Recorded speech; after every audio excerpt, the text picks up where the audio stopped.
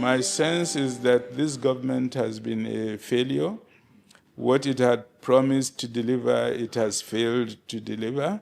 And that as the elections approach, I think the time has come for Nigerians to clearly show this government that failure cannot be rewarded. The president has had a long tendency to use public office for private accumulation. And when he came in, he had specifically promised Nigerians that he was sufficiently wealthy and would not rely on state resources to aggrandize his accumulation. He has not kept to that promise.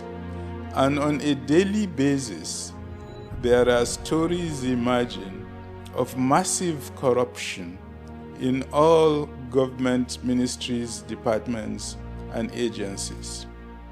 It is interesting that when there were recent allegations against the Chief of Staff to the President, Gbajabiamila, the government attitude was simply to dismiss it as a story about a fake agency. But then, facts started emerging that this agency has offices in the Federal Secretariat. President Tinubu is very conscious of the fact that he has produced so much misery for Nigerians that Nigerians cannot vote for him in 2027. With the knowledge that he will lose the 2027 election, he's now recklessly using the abuse of presidential powers to stop opposition parties from contesting against him so that he will be the only candidate and would therefore go through. That is the clear ambition of the Tinubu administration. And at every twist and turn, they use their agents in the judiciary to seek to block it. I'm glad that not everybody in the judiciary is following that script. And we still have people of honesty and character in the judiciary that are able to resist this attempt to block the opposition.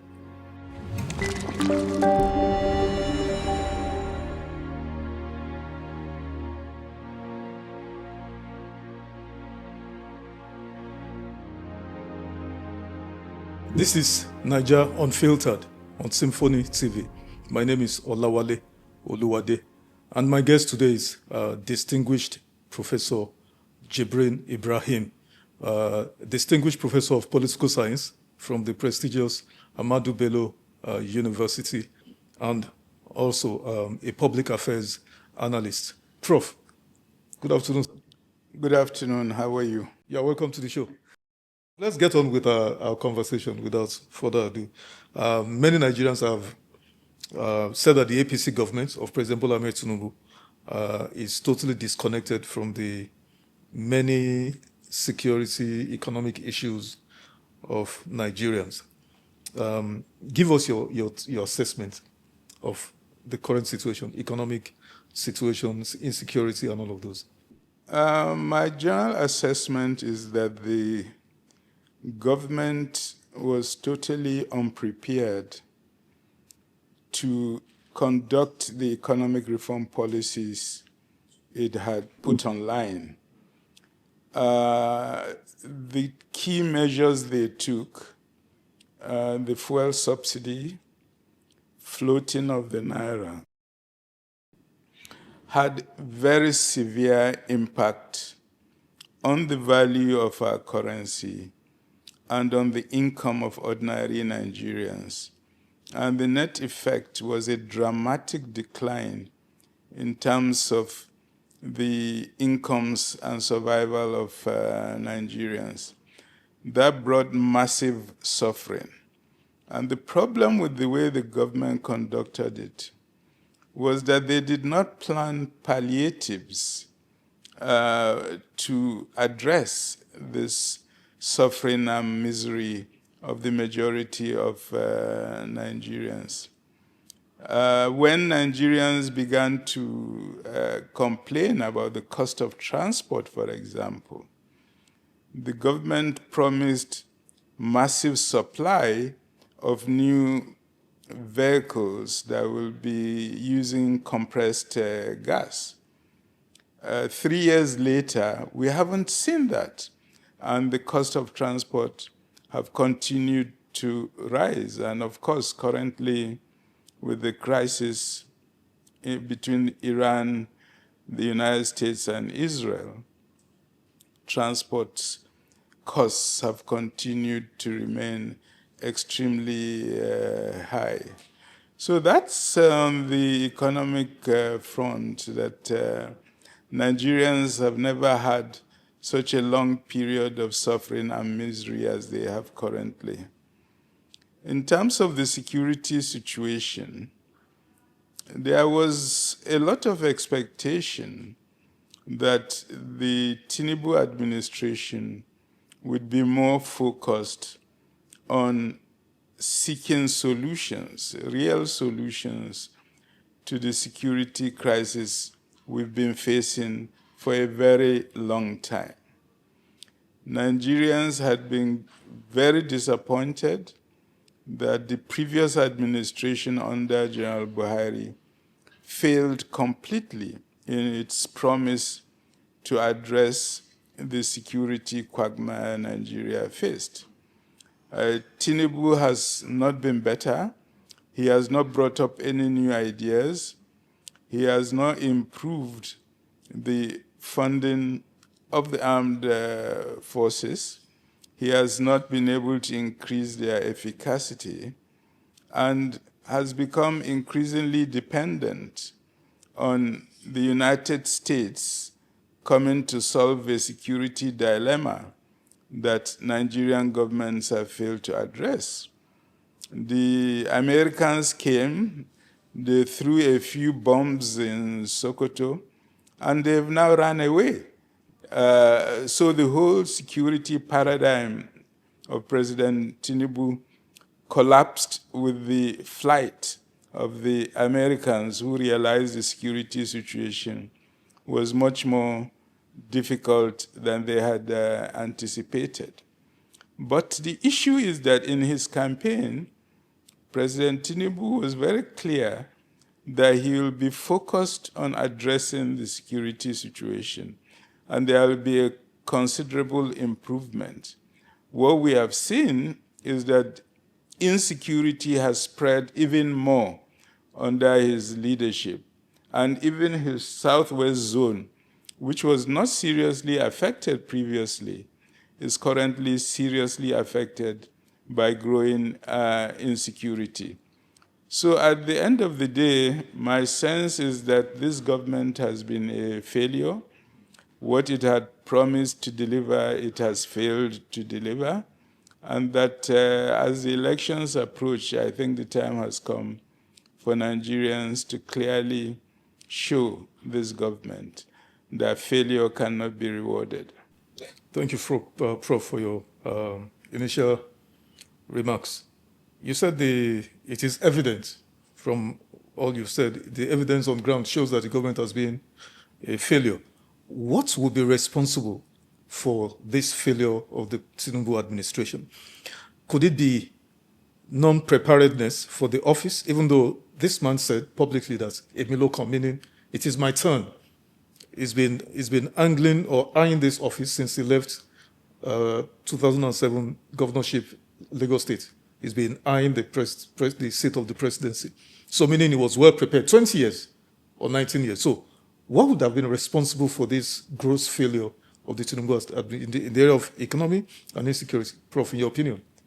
I think President Tinubu's failure is attributed to a fundamental problem he has, which is that the president has had a long tendency to use public office for private accumulation. And when he came in, he had specifically promised Nigerians that he was sufficiently wealthy and would not rely on state resources to aggrandize his accumulation. He has not kept to that promise. And on a daily basis, there are stories emerging of massive corruption in all government ministries, departments, and agencies. And the agencies that are charged with fighting against corruption have not shown enough resolve to address this problem. It is interesting that when there were recent allegations against the Chief of Staff to the President, Gbajabiamila, the government attitude was simply to dismiss it as a story about a fake agency. But then facts started emerging that this agency has offices in the Federal Secretariat. This agency has a line provision in the budget of the government. So how can a government say an agency is fake when it has given that agency offices, when it has given funds to the agency to operate? It was these discoveries that the government's position had no rational explanation to what we were seeing, that the government decided, okay, they will take it as a serious issue and then ask the ICPC to investigate it. But meanwhile, how can the ICPC investigate when the highest public servant in the presidency, the chief of staff to the president, is the one who is being alleged to have committed this corrupt act? And he's still in his office, in the office of the president, still calling the shots. So calling on ICPC to investigate such a delicate matter while the person who is charged with the offenses remains his chief of staff and head of the entire presidential administration shows clearly that the government is not taking it seriously. All this leads to the conclusion, as far as I can see, that this Tinubu administration has seen power as a pathway to the accumulation of wealth through corrupt means, and that's why it is failing in terms of its broad policy objectives. You cannot focus on stealing public resources while at the same time achieving your policy objectives. You have to do one or the other, and unfortunately, they are doing the other. Okay, we're going to come to this issue of the scandal involving the chief of staff and the individual, the prince. But now that you touched on it, I think we better just deal with it. But before I even ask you on that, we'll dig into that. Prof, the party, APC, had a manifesto before Tinubu came to office. They had the Tinubu, campaign organization. They had a manifesto, renewed hope agenda. So, sir, I'm trying to understand, was it that manifesto was a complete ruse? It was just a document designed to deceive the people, or was it just that they didn't implement it, or they were implementing it half-heartedly? Because everything you hear is, renewed hope, construction, renewed hope, this, renewed. What's going on, Prof? Where's the disconnect between the manifesto and actual governance? Well, I actually, during that 2023 election, I studied the manifestos of the APC, but also that of Peter Obi and Alhaji Atiku. And it is very interesting that the three manifestos were actually very similar to each other in terms of prioritizing a policy framework that will generate jobs, that will generate wealth, a policy commitment to combating corruption, a policy commitment to promotion of national integration. So the elements of the three manifestos were very similar. But as a political scientist, what I know is that a manifesto is meaningless except if the person who wins that election has the focus and determination to implement that manifesto. So my sense is that my own study shows me that the Renewed Hope Agenda manifesto was a very good manifesto. And if they had followed that manifesto, this country wouldn't be where it is today. So the reality on the ground is that they wrote a very good manifesto, written most likely by very competent consultants, but the government itself didn't have the focus and the determination to follow through and implement that Renewed Hope Agenda manifesto.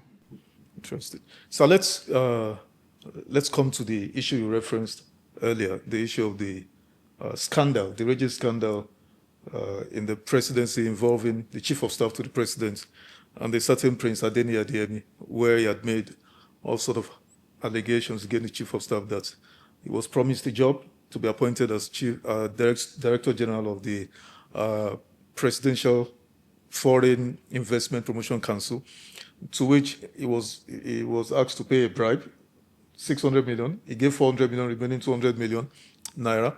And then, of course, the chief of staff came out to denounce him last year. He was arrested. The go-between suddenly was found dead in a hotel in Utako, strange fire incident.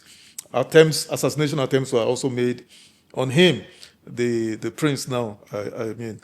And, of course, the presidency came out through the media advisor, Bayo Onanuga, to also call the guy and the agency fake, a ghost agency, fictitious agency, and so on and so forth. Of course, further revelations have shown that there is nothing such as a ghost agency, because document trail have shown correspondence between the SGF's office and this guy, this so-called ghost agency, National Assembly, budget lines, budget accounts everywhere. So, Prof, my questions are, when this news broke, and I haven't observed and studied everything that has emerged, what's your view on this entire situation? To be frank, when I was thinking of this issue, I was saying, is this not a scene from a novel where mafia bosses are running government and all that? That's what it appeared to me, because this is the first time in the history of this country where a government official will come out because he doesn't like a story and deny an agency that government created, that government funds, that government allocated offices to, does not even exist. It's never happened in the history of this country. And it's what we call in political science a blatant lie, that when you are really pushed to the wall, don't tell a small lie. It will be pushed away. Tell the biggest possible lie. So that's the sense in which I understood what Onanuga was saying in his statement: the bold lie, the big lie, the shattering lie. But I think the important thing at the end of the day is that when the facts came up, Nigerians recognized that no, there is an attempt to divert the country from the reality of what had happened. And this person who made the allegations, he's definitely as corrupt as the rest of them, because nobody is supposed to give a bribe for a position. So it's not somebody that comes out as an anti-corruption agent. He comes out as a corrupt politician who is angered and disappointed in terms of his own objectives, which he has spelled out and had not been achieved the way he saw it. And what it showed is that, well, this issue of corruption by this powerful individual who is chief of staff to the president that we have all been hearing about, but as rumor. Now somebody is coming out to give us facts. And what should have happened is that it shouldn't have needed a presidential directive for the anti-corruption agencies to investigate. That's their job.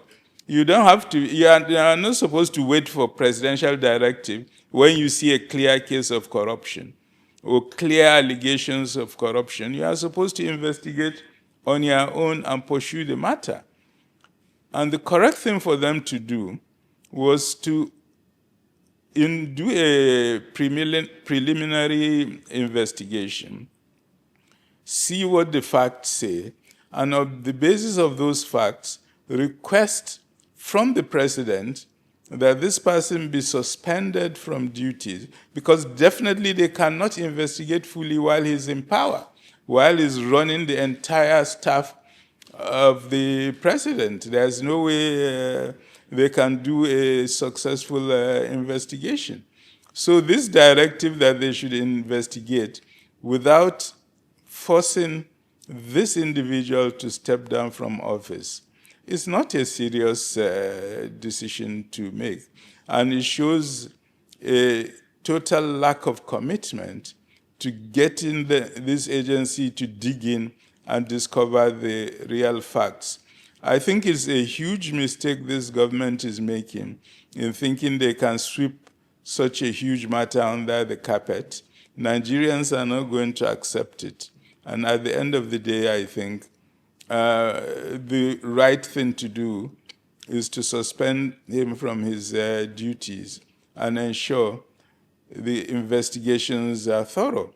I would have preferred a situation where an independent judicial commission of inquiry is set up with full powers to properly investigate this matter and bring out the facts to Nigerians.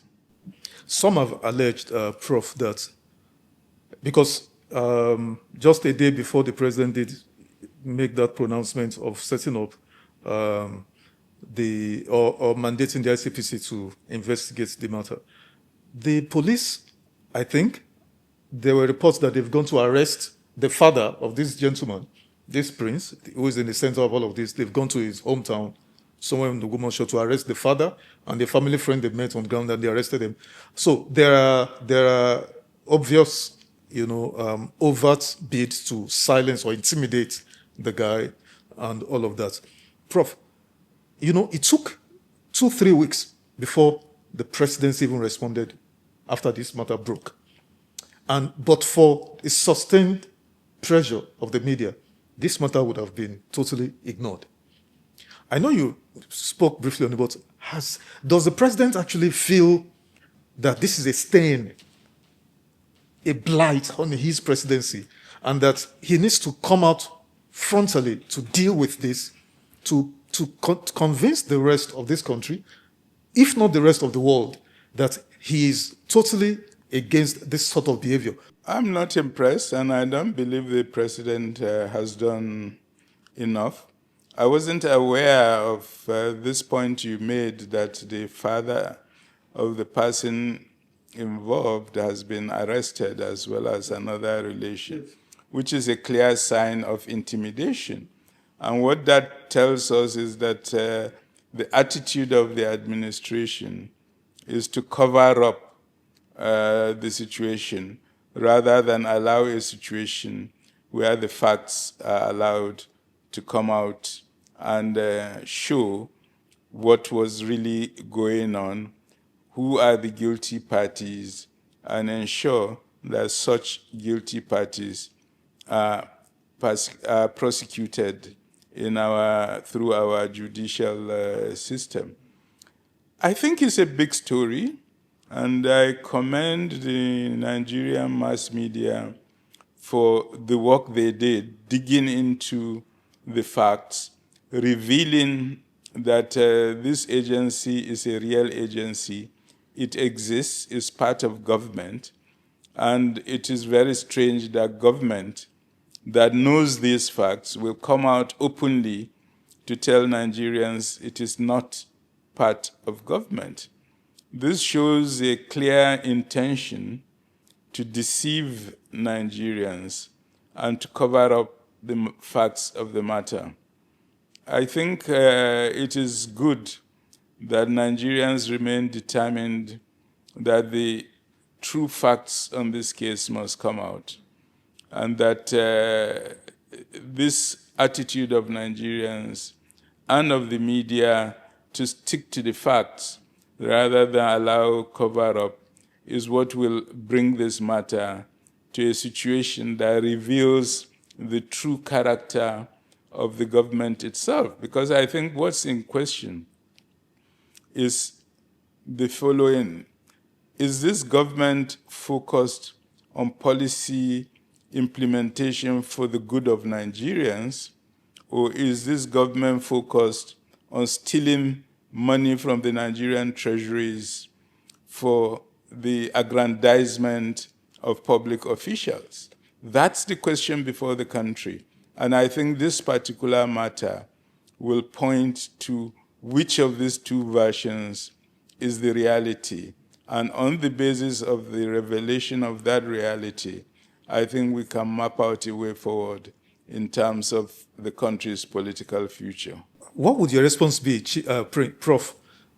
The same day the president announced that he was mandating or instructing the ICPC to investigate this matter, that same day, he set up a committee to supervise or to guide and oversight the state police bill, amendment of the constitution, and all of that. And guess who the president nominated as the chair of this committee, his chief of staff?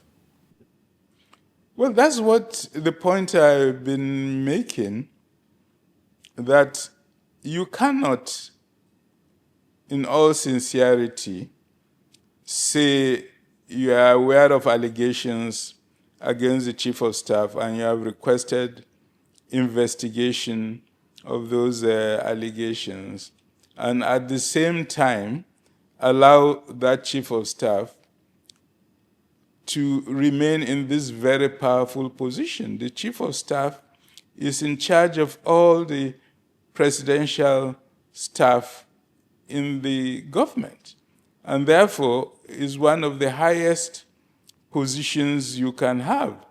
By protocol, it may not be higher than a minister, but in practical reality, he is the senior to all the ministers and others who work for the president. So you cannot allow such a person to remain in their office and think that you can have a successful investigation of the matter.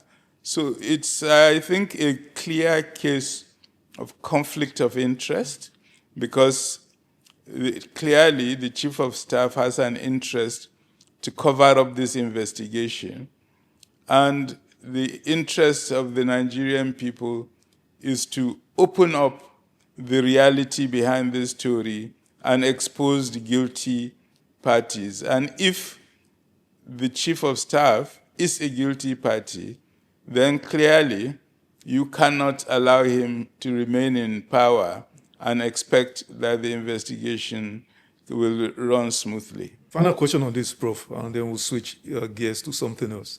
The role of the National Assembly in all of this sordid affair needs to be commented upon by such an erudite scholar as yourself, because political scientists such as yourself who designed this system of government that we operate, you know, the principle of checks and balances, separation of powers, they were safeguards to ensure a republic does not degenerate into fascism, autocracy, and all of that. The National Assembly on this matter, what was their role? Because the budget was approved before it was by both houses, the Senate and the Rep, before it was passed to the President for his assent. And also, Prof, the issue of the anti-corruption agencies, ICPC, EFCC, Nigerian police, where were they when all of this? And like you said, were they expected to fold their arms and be expecting for the chief executive to give them directives before they do what the law, the Constitution mandates them to do? Your view? Well, first of all, I think it is important to start from the principles of the separation of powers in the constitutional system we run. This was a system that was first adopted by the United States of America, where the entire executive power in the political system resides in one person, the president. So when you read the arguments when the American Constitution was molded, the argument was that this individual is excessively powerful, and therefore there has to be a design to make sure that this powerful individual cannot do what they want, and in particular, cannot be allowed to start exercising despotic powers over people in that political system. So that was why the counterpowers, two counterpowers were designed. One, the judiciary, that's totally independent from the executive and can rule against actions taken by the president, and that ruling they make is respected because it's a constitutional provision. The second power is the parliament, and parliament, once again, is totally independent of presidential action and power, and therefore this counterweight system was to ensure that the president does not abuse the powers of incumbency he enjoys. Now, when you look at the history of Nigeria's Fourth Republic, I remember in 1999 when we started, the then president, General Olusegun Obasanjo, tried very hard to control the National Assembly and to impose Senate president and speakers. Over the 8-year period he was in power, the National Assembly fought very hard and won their liberty against control by President Obasanjo and became a proper counterweight. You remember there was even a time they rattled him completely by threatening to impeach him from his position. And he was really rattled, and that was when he started behaving himself towards the National Assembly. Today, I must confess that that autonomy that the National Assembly fought for and won has been completely lost. We have a leadership both in Senate and in the House of Representatives that's totally compliant to the wishes of the president. Executive bills are not discussed in the National Assembly. They are simply read and approved, and we have seen that, how in one day the national anthem was thrown out and another one put. It took a day. We've seen how the 4 tax bills were adopted without any serious discussion. And increasingly, the president has shown that there's no counterweight to his authority. So we are in a new situation in Nigeria in which the legislature has lost its bite and the judiciary has also lost its bite, both because of the level of corruption that has grown within that institution over the years, but also because increasingly, as they become more corrupt themselves, they become reliant on presidential protection. And because of that, they are ready to overlook transgressions of the Constitution by the presidency. So Nigeria, in terms of its political system, is in a very delicate situation where respect for the principles of separation of powers is at its lowest, where the checks and balances of the system are no longer operational, and in which presidential recklessness has become the key driver of the political system. Any system where presidential recklessness is a major driver is a system that's doomed to failure. Well, this is serious. This is serious, Prof. We'll leave that for now. Can you comment briefly, Prof, on the shrinking public space, arrest and persecution of journalists, opposition figures? Because as we sit down here, Prof, Malam Nasir El-Rufai is currently in detention. Omoyele Sowore is being bounced in and out of prison and courthouses. The same thing with Malam Nasir El-Rufai. From one courthouse, he's granted stringent bail conditions. Before he could meet that, he's been hauled in by maybe another agency of anti-security agency or whatever.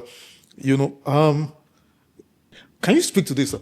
Well, for those of us in the human rights community, we're extremely concerned about this part of what I'm calling the executive recklessness, where you show clear disregard to procedures and to core principles. In this country, you have a judge who will refuse you bail except if you bring a level 17 government official to provide your bail. By definition, a government official has to remain compliant to his government. And we are talking of somebody who is in opposition to that government. So a judge that will issue such bail conditions is consciously making conditions impossible for you to implement.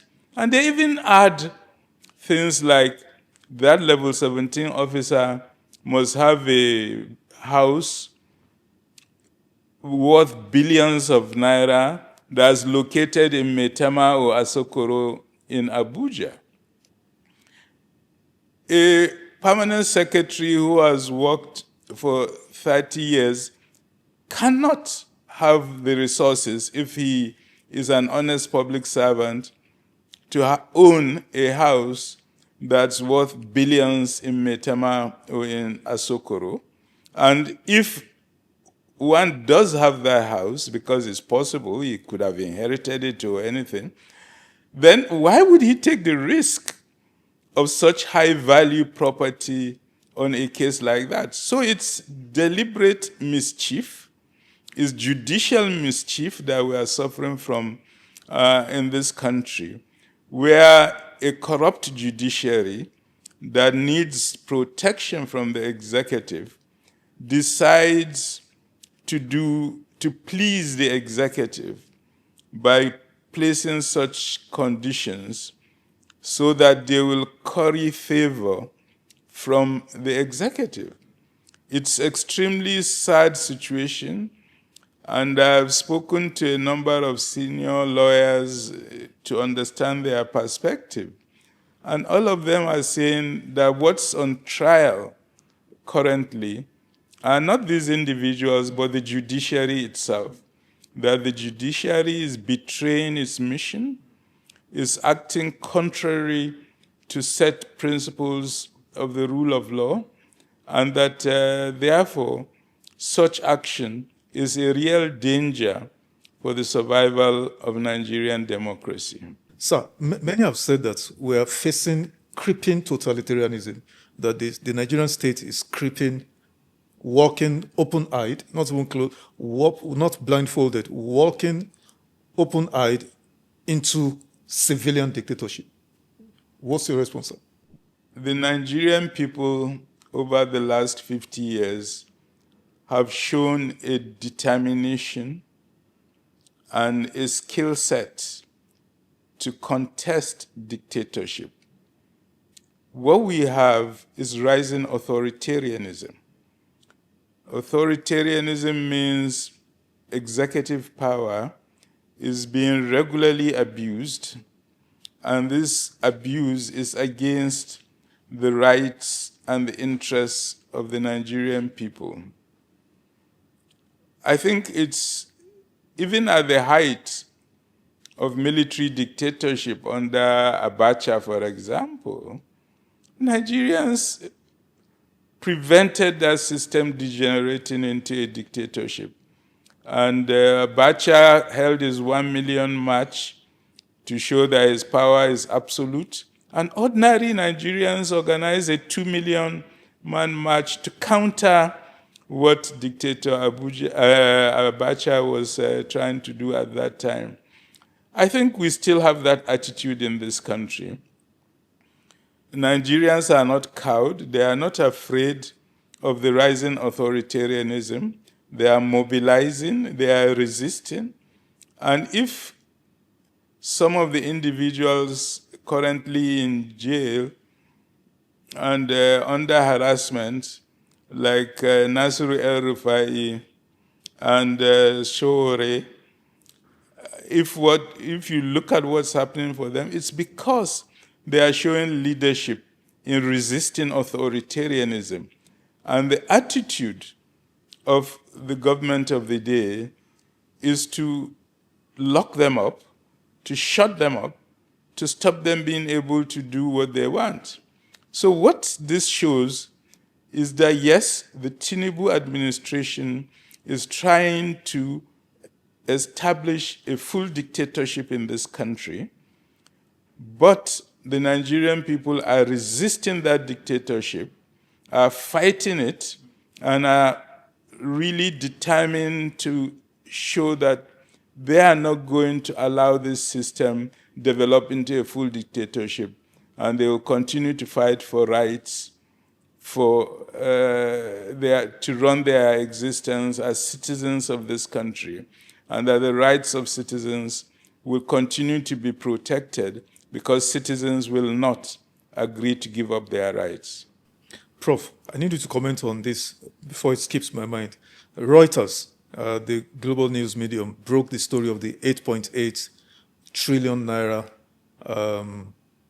expenditure by the Tinubu government, that it was not properly budgeted for. It was not in any of the budgets, either 2024, 2025, or 2026. 8.8 trillion naira, representing 2.8% of our entire GDP. Of course, it was the IMF that raised it before Reuters broke the news, and then, of course, it's been everywhere. What's your response to this? Well, I wasn't surprised at all. Don't forget, when Tinubu came into power in May 2023, the first thing he did was to issue the Lagos Calabar Coastal Highway.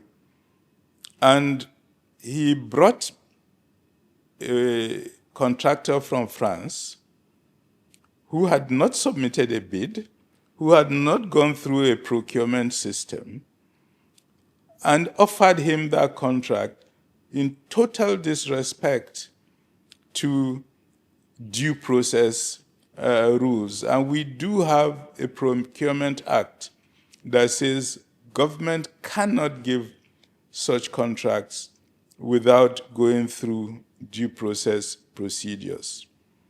A contract was issued to this person. Now, the entire experts in this country said that the amount bears no relationship to the quantum of work that is expected from that, and that it was simply wasting public resources by giving a contract that had not been duly assessed by government to a personal friend of the president.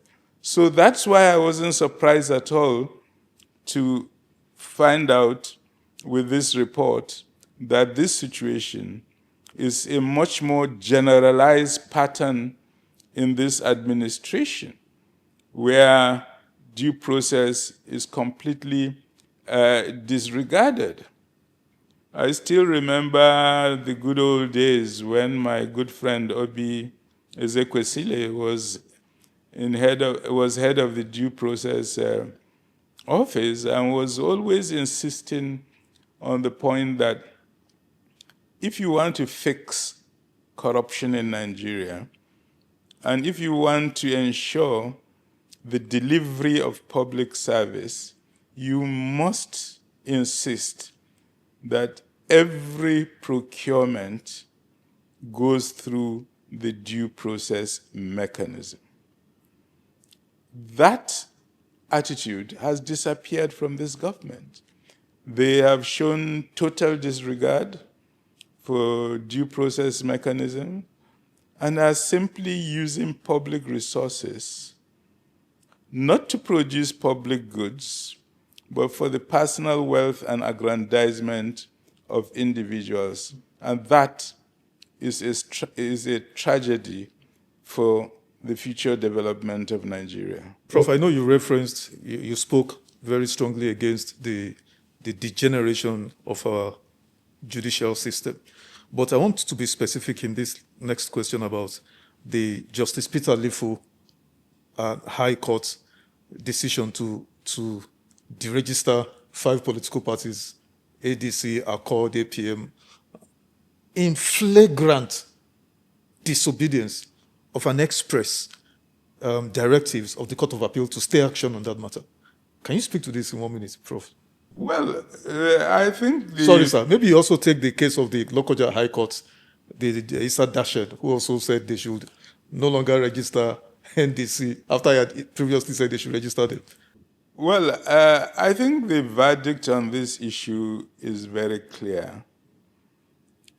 There's a crisis over the 2027 election because the Tinubu administration is determined to prevent opposition parties that are credible from having candidates that will contest against President Tinubu. And I think that reality is a very revealing one, that President Tinubu is very conscious of the fact that he has produced so much misery for Nigerians that Nigerians cannot vote for him in 2027. With the knowledge that he will lose the 2027 election, is now recklessly using the abuse of presidential powers to stop opposition parties from contesting against him so that he will be the only candidate and would therefore go through. That is the clear ambition of the Tinubu administration. And at every twist and turn, they use their agents in the judiciary to seek to block it. I'm glad that not everybody in the judiciary is following that script. And we still have people of honesty and character in the judiciary that are able to resist this attempt to block the opposition. If President Tinubu succeeds in blocking opposition from contesting against him, that means there's zero democracy in Nigeria. And that's the end of the system. And citizens at that point are going to come to the conclusion that imposes itself, that since there is no democracy, we can't pretend there is democracy. So it's, I think, a critical issue that will determine the political future of Nigeria. I think the judiciary needs to reflect a bit about some of its agents that are adopting this executive recklessness I've spoken about earlier in terms of their judicial decisions. They are not just threatening the rule of law and the independence of the judiciary. They are, in essence, threatening democracy, the existence of democracy in Nigeria. And my sense is that if there is one thing Nigerians are committed to, it is two issues. It's federalism, it's democracy. The moment Nigerians come to the conclusion that we have lost democracy, it means also that we have lost federalism. Because once you have one-man dictatorship, by definition, it's not a federal system. Because federalism is about multiple poles of power at various levels, and each one exercising their powers on the basis of the Constitution. So when you have a one-man dictatorship, there's no democracy, there's no there's no federalism. And in that situation, Nigerians will have to come out and fight very strongly to preserve the system they want. But my advice to Nigerians is, you don't wait till the dictator succeeds in realizing their ambition of a full dictatorship. The current struggles must be pursued with vigor and with determination. And it is the pursuit of that sense of struggle against authoritarianism and dictatorship that will create the basis for future development of Nigeria's democratic system. One of the leading presidential candidates, Mr. Peter Obi, I mean, there has been attempts to undermine political parties, destabilize them and all of that. But Mr. Peter Obi, for the first time, came out yesterday strongly, openly, that all his businesses, whatever he does to give him legitimate earnings, are under attack, severe attack by the government. But beyond that, that he might not even be alive, because people are saying he may not be on the ballot, but that no, he may not even be alive before or by the period of election next year, that his life is under threat. Respond to this, Prof, please. Well, this is the first time hearing of that. I haven't followed the news closely over the last couple of days, and that for me will be very frightening. I think it's extremely worrying that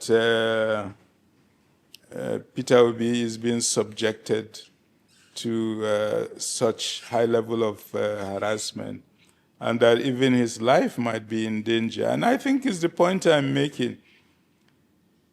If this government succeeds in imposing its dictatorship over the country, then it's the future of the country that's at stake. And that therefore, the danger is not just for the opposition, it's for the entire country. And I think Nigerians must be aware that if they allow a full-blown dictator to emerge in this country, we are all finished as a people and as individuals. The opposition must survive. The opposition must be allowed to compete effectively against incumbents in power. And if that does not happen, it is the entire political system that's under threat. Prof, what is the single biggest threat? Or before I even ask you that, what are the opposition doing enough in your opinion? Are they doing enough to present a robust challenge, healthy, legal challenge to the ruling party or ruling government? Is the opposition doing enough is always a difficult question to pose, because we know from all over the world that opposition parties tend to have a problem, because you will always find a situation in which a number of opposition parties all want to be the next president. And therefore, instead of cooperating among themselves, they compete against each other, divide the opposition, and allow the incumbents to continue in power. We definitely have some of that challenges in Nigeria. There was a lot of attempt this time around to ensure the opposition rally around a single candidate. That has failed. But I think in spite of that failure, the lack of popularity of the administration is so high that it is still very possible for an opposition party candidate to win the presidential election. Okay, Prof, as we remaining 3 months, if you don't mind, one of them, Lateef Fagbemi, the Attorney General, got himself involved as a co-plaintiff in this case I referenced before Justice Peter Lifuto, director of the party. And so many have said that was unbecoming of anybody occupying that office. You know, that's the only office inserted in the Constitution. And so many have said, separate that office, Ministry of Justice and Attorney General. What's your take on his involvement and all of that? What's your take, sir? I feel that the Attorney General of the Federation is not representing the ruling party. He is head of the judiciary, of the Ministry of Justice, and his commitment should be to the rule of law and to ensuring that the Constitution is respected. A situation where the Attorney General of the Federation starts taking partisan position is a real threat to the respect the country has for that office. And I think it's unfortunate that the Attorney General is behaving in that manner. Prof, can INEC, under Professor Josh Amopitan, that's come under heavy criticism, some will say justifiably so, can INEC be trusted to deliver free, fair, credible elections in 2027? Well, I'm very worried about the standing of the INEC chairman. I followed with keen interest the revelation that at some point he was an open supporter of the Tinubu presidential campaign. When that was revealed, he came out to deny it. It's not wrong for him to support Tinubu at that time because he was a private citizen. But when the revelation came, it was wrong of him to deny what he had done.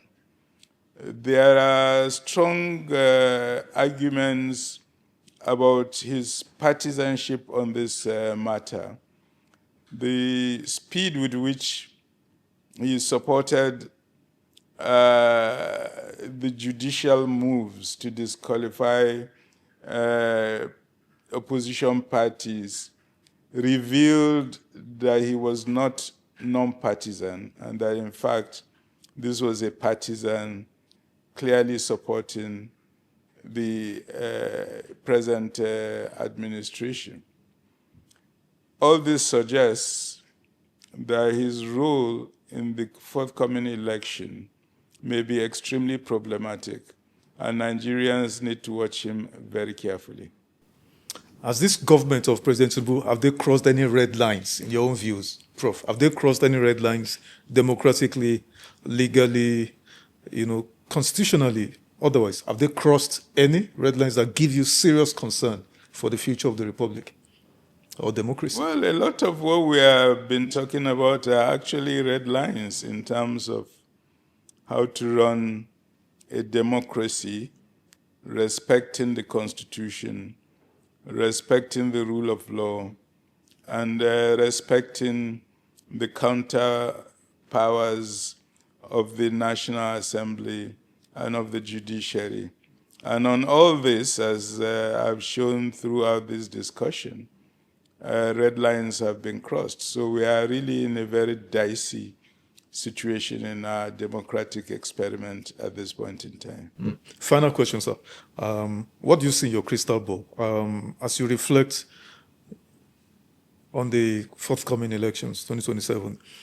Is there a scenario where you have reflected that the quest to remove President Tinubu from office democratically has become more difficult?